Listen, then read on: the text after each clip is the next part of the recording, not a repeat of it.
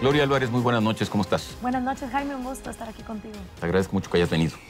Bueno, eres una politóloga muy famosa en las redes sociales. He visto muchos de tus videos y además has provocado muchas controversias positivas desde mi punto de vista. Y tú naciste en Guatemala, sí, estudiaste allí y luego diste un discurso en 2014 sí, en un parlamento de jóvenes. sí. Y de ahí pasaste al estrellato. Sí, ahí en ese discurso literal me cambió la vida y me dio la oportunidad de empezar a trabajar en toda la región iberoamericana, dando conferencias y también nutriéndome yo ya del contexto en Argentina, en Brasil, en Venezuela, en Ecuador, en Bolivia, para poder ir haciendo una tesis respecto de cómo el populismo que denuncia los hartazgos sociales empieza a ser visto como una alternativa para gobernar. Lastimosamente ha sido algo que al gobernar no ha dado. Tu tema es el populismo. Sí. Me queda claro. Y además muy bien analizado. Y bueno, simple y llanamente, como mencioné, tú estás trabajando en el Grupo Salinas, sí, justamente con este tipo de temas, ¿no sí, es cierto? Sí, vamos a hacer un programa con Axel Kaiser, con quien escribimos El engaño populista, Sí. para llevar muchos de los conceptos del libro a televisión. Si uno compara el desarrollo de Estados Unidos con el de toda América Latina, pues la verdad, no tengo mucho que decir, es muy contrastante. Es la primera potencia del mundo y Latinoamérica está inmersa en todos los problemas históricamente que ya conocemos, ¿no es cierto? Y el origen de esto pues son dos procesos coloniales completamente distintos. Una sociedad igualitaria, decía Paz, e inclusiva, y y Latinoamérica una sociedad jerárquica, no inclusiva, la norteamericana, y Latinoamérica una sociedad jerárquica, pero inclusiva. Pero, en fin, todo esto referido a un tema que yo debía abordar y que me parece relevante. En la colonia, con la conquista, se estableció que las propiedades, el agua y la tierra, pertenecían al rey, ¿no? Y el rey daba encomiendas o otorgaba estas propiedades a sus súbditos, los famosos encomenderos o hacendados. Este fue el origen, digamos, de la colonia. Y esta noción de propiedad del Estado, que en este caso estaba encarnado por el rey, era justamente lo que daba sustento a todo este orden jurídico legal. Y por alguna razón, esto lo vi, yo no sabía, por alguna razón, en México este ordenamiento subsiste hoy constitucionalmente, porque ahora ya no es el rey el propietario original, sino la nación, que es una entelequia, y finalmente, bueno, pues quienes administran la nación, que son los burócratas y los políticos, ¿no?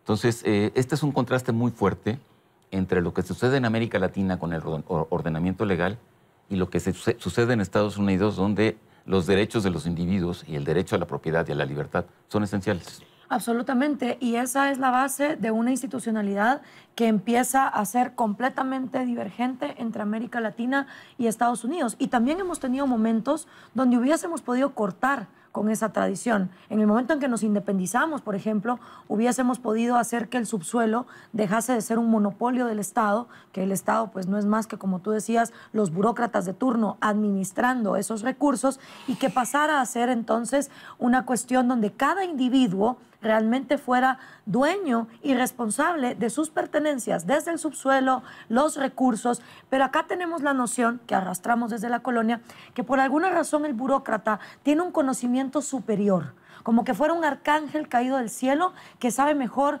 cómo administrar la economía, cómo administrar los recursos, y eso hace que la población deposite una confianza no basada en lo racional, en que se administren los recursos y la economía desde el Estado. Ahora, en el caso de la historia de México, sí hay un momento en que eso sí se anuló, y eso fue en el momento de la Constitución de 1857, con la reforma liberal, ¿no? Sí. Esa Constitución de 1857 estableció exactamente los principios liberales similares a los que están establecidos en los Estados Unidos, ¿no? El quiebre vino después con la Revolución de 1917, apareció un ideólogo muy mexicano para estas fechas, que justamente volvió a retomar este concepto y se volvió a inscribir en la Constitución ahora con esta forma de que la nación es la originaria propietaria de las tierras, las aguas, etcétera, etcétera, etcétera. Entonces, bueno, en la historia, cuando menos de México, sí ha habido un debate, cuando menos ideológico fuerte, entre esta visión liberal y una visión estatista. Sí. Durante Juárez, con Juárez, ahora muy subido y bajado en esta contienda, lo que se estableció fue esta visión liberal, absolutamente liberal, y completamente favorable a los derechos de los individuos. Y después, con la Revolución del 17, esto se revirtió. Y en esas estamos. Sí, todos los experimentos liberales en América Latina, incluso el de Juan Bautista Alberdi en Argentina, con una constitución que llevó a Argentina a ser la tercera potencia del mundo para el siglo XIX y entrado el siglo XX, José Cecilio del Valle en Centroamérica, incluso José Martí en Cuba, o la constitución de Cádiz de 1812, que fueron intentos liberales de revertir eso, todos fracasaron. Eventualmente hubo un hartazgo social a través de una revolución popular o de un nuevo orden que volvían a arrastrarnos a ese pasado colonialista de depositar en el rey, la nación, el Estado, esa confianza absoluta para controlar los recursos. Todo esto yo creo que ha dejado una lección que tú has sintetizado muy claramente, ¿no? Son experimentos que han ofrecido justamente el oro y el moro, el bienestar, la igualdad, la felicidad. Sí. Y han acabado, ¿cómo? Es que esa es la cosa, si el socialismo del siglo XXI hubiese cumplido todo lo que prometió, hoy Caracas sería el destino número 1 de migración de todos los latinoamericanos. Estaríamos vueltos locos por vivir en Venezuela. ¿Y qué pasó? Después de casi 20 años de ver lo que ocurrió en Venezuela, Odebrecht en Brasil, resulta que el escándalo de corrupción más multibillonario de América Latina no viene por las derechas de los años 90, viene por el socialismo del siglo XXI de la mano de Lula da Silva y Odebrecht. Entonces, los Kirchner en Argentina, Evo Morales quedándose en el poder, estas decepciones que dio el socialismo del siglo XXI demuestran que todo lo que prometió no lo cumplió. Y ahorita los latinoamericanos están en un impasse de decir, bueno, probamos en los 90 con gobiernos que nos prometieron libre mercado, en teoría, pero que realmente lo que hicieron fue cooptar el mercado solo para unos ciertos grupos exclusivos, con monopolios y privilegios y prebendas. Entonces después eso se revirtió yendo al socialismo del siglo XXI, que tampoco cumplió con lo que prometió. Entonces ahorita América Latina está como diciendo, bueno, entonces ¿qué pruebo? ¿Por dónde me voy? Pero yo decir lo que te he visto subrayarlo y me parece muy importante que lo digas, porque a final de cuentas esta etapa neoliberal que tú has descrito, Sí. que bueno, así ha sido criticada desde el punto de vista de la izquierda, Sí, claro. ha fallado o ha faltado, pero ha faltado no porque se haya ido muy lejos en este neoliberalismo, sino justamente porque no se fue suficientemente lejos, ¿no? Exactamente. Porque las libertades de mercado de concurrencia o las libertades incluso individuales y personales no se llevaron hasta donde se tendrían que haber o se tendrían que llevar, ¿no es cierto? Absolutamente. Y, por ejemplo, el Índice de Libertad Económica Mundial, que lo hace el Instituto Fraser, también la Heritage Foundation, hay varios, demuestran que los países con mayor libertad económica, es decir, donde el subsuelo es individualizado, al igual que otros recursos naturales, donde el Estado no tiene aranceles, privilegios monopólicos, proteccionismos, son países donde las personas tienen la calidad de vida muchísimo superior, incluso viven hasta 11 años más que en los países con menos libertad económica. En los países con mayor libertad económica, el quintil más pobre es hasta 15 veces más rico que los más pobres en los países menos libres económicamente. Y cuando vemos en ese índice dónde está América Latina, está en puestos vergonzosos. México, por ejemplo, está en el puesto 77. Quiere decir que hay 76 Dinos países. quién está en el primer lugar.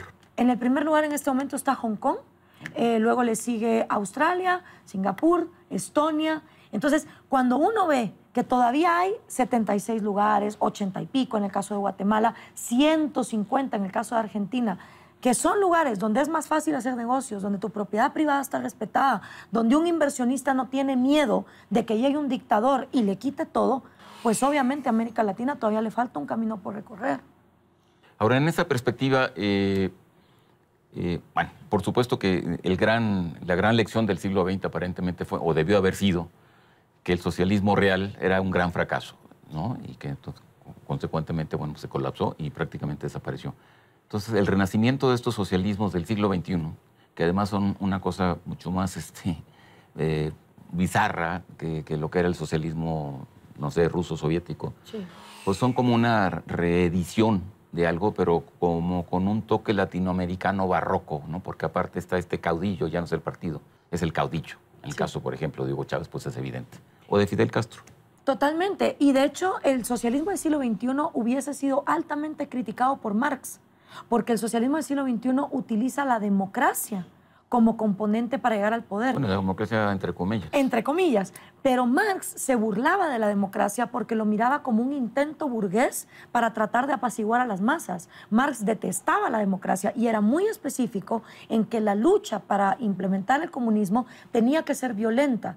Y América Latina experimentó con la violencia. Guerrillas marxistas que trataron de emular el éxito de Castro y de el Che Guevara en Cuba se empezaron a posicionar desde México hasta la Patagonia.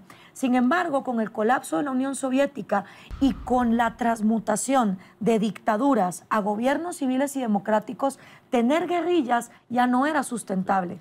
Ahora, y ahí es donde aparece este socialismo del siglo XXI.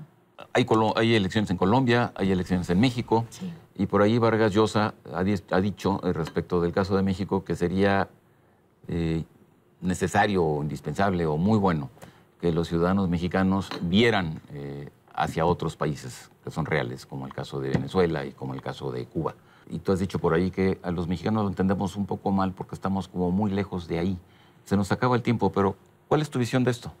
Yo creo que es crucial entender dos cosas. Colombia y México son dos países que el narcotráfico ha cooptado la política y son dos potencias que el socialismo del siglo XXI aún no ha penetrado. Si estos dos países entran dentro de ese eje, va a venir a ser un nuevo aire para un socialismo del siglo XXI que se quedó corto de dinero, tanto por la escasez de petróleo, en el caso del fracaso venezolano, y por el caso de corrupción de Odebrecht.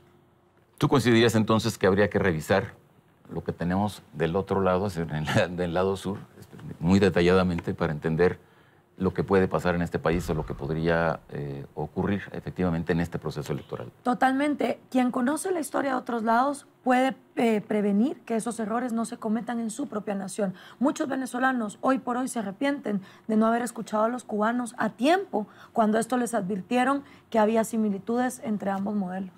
En pocas palabras, ¿con qué podría cerrar esta conversación, Gloria? Los votantes son la demanda y la oferta va a ser tan buena como la demanda así se lo exija. Entonces, si queremos mejores políticos, demandémoslos. Perfecto, te agradezco mucho. Muchas gracias, Jaime. Gracias, Un gusto. gracias, Gloria. En Contexto, buenas noches, hasta la próxima semana.